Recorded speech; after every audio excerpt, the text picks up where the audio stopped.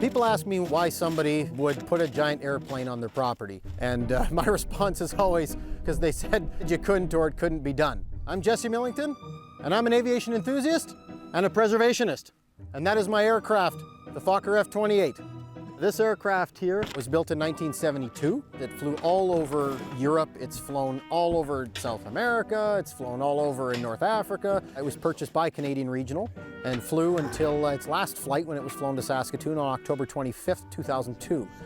Nobody had ever moved an F-28, especially taken it apart with the landing gear on and moved it 900 kilometers over a province and a half with just basic skills. When we first started doing this, you realize the spectrum of what you're about to do when you have these 100-ton cranes show up and they're like, well, we're doing this.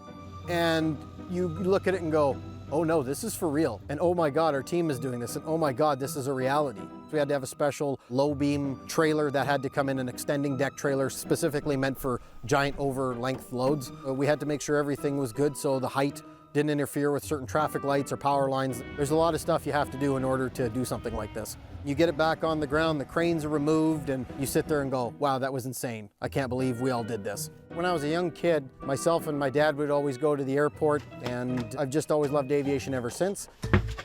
So a lot of people have asked me about the whole Airbnb thing. And yes, it's hilarious. Yes, it's cliche. I get it. I'm not an Airbnb guy. I didn't do this to make money. I didn't do this to show about. I did this strictly to preserve and remember and for all the people involved in this kind of stuff. The other aircraft that I have on the property as well, it's a Percival Pembroke RM9.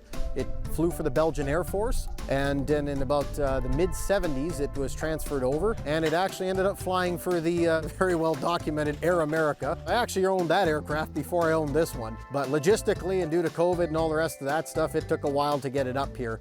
My next door neighbors, luckily they're hidden by some trees and bushes right next to us, so they think it's kind of cool, I guess, and we're all on the same kind of craziness level, so it works out well. I've had the Hutterite colonies out here stop in, and I guess I'm the big talk some days at the local A&W in Vulcan and Okotoks.